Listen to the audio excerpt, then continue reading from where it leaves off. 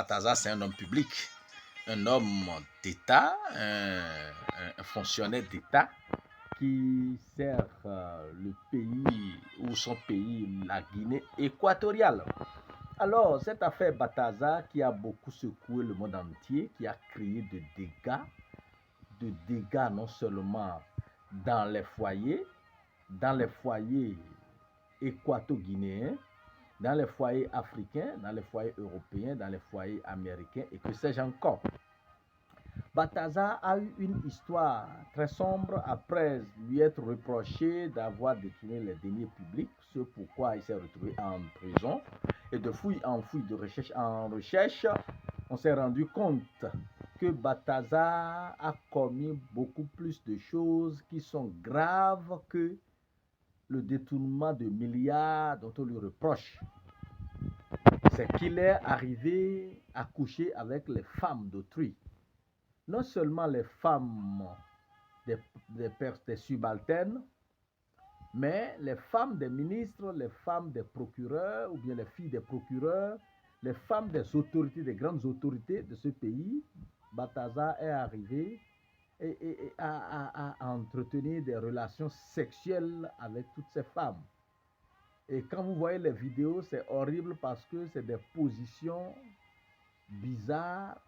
Il couche avec d'autres personnes, il les filme, il les publie, il filme tout ça là et il met tout ça là dans son agenda ou du moins dans son ordinateur. On lui reproche d'avoir couché avec plus de 400 femmes et qu'il aurait au total au moins 1500 femmes avec lesquelles il entretient des relations sexuelles. Aujourd'hui, est-ce qu'il a été blanchi? Oui ou non? On ne saurait le dire. Est-ce qu'il a justifié ce pourquoi il a commis tous ces actes horribles, ces actes abominables, ces immoralités sexuelles avec toutes ces femmes? Est-ce qu'on a pu l'écouter? Qui sait? Il paraît qu'on lui aurait fait une analyse pour voir s'il est peut-être un sidéen ou qu'il a attrapé VIH-Sida et que cela serait le mobile pour lequel il serait en train d'entretenir des relations avec toutes ces femmes. Personne ne saurait le dire. Alors, je voudrais inviter l'opinion publique africaine et mondiale à avoir de la retenue sur cette affaire parce que ce que Bataza fait ou ce qu'il a fait n'est qu'un petit, je ne sais pas, n'est qu'une poignée de ce que les gens sont en train de faire dans l'ombre. Ce que Bataza a fait constitue non seulement une immoralité sexuelle, mais c'est un péché grave, extrêmement grave. Quand on fait recours à la Bible déclare que dans les derniers temps, l'iniquité se sera accrue au point où l'amour du plus grand nombre se refroidira. L'amour du plus grand nombre se refroidira. Mais c'est l'iniquité qui se sera accrue dans les derniers temps. Et nous sommes dans les derniers temps où Bataza a fait preuve de signes de derniers temps en couchant avec ces milliers de femmes ou ces quantités de femmes.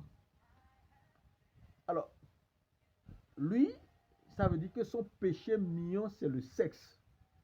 Mais toi qui me suis, quel est ton péché mignon? Est-ce la colère? La colère seule peut détruire une vie.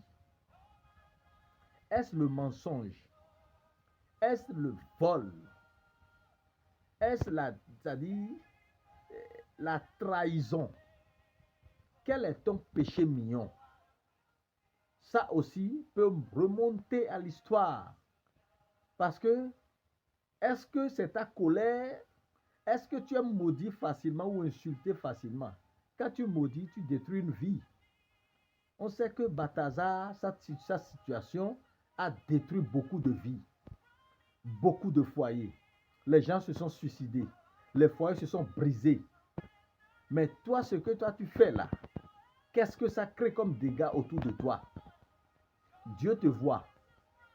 Je voudrais t'inviter à la retenue et à revoir ta carte, à examiner ton tiroir pour voir ce qui se cache, ce qui s'y cache. Est-ce qu'il y a également un cadavre dedans qui pourrit dangereusement? Fais attention à ta vie. Revois ta carte. Revois ta méthode. Et laisse Balthazar en paix. De toutes les façons, il paraît que les femmes américaines auraient cotisé pour sa libération. Ce qui a été fait. De toute façon, les gens lui auraient reproché ça. Lui auraient reproché d'avoir couché avec plusieurs femmes. Mais il est encore libre et il est devenu plus célèbre qu'avant.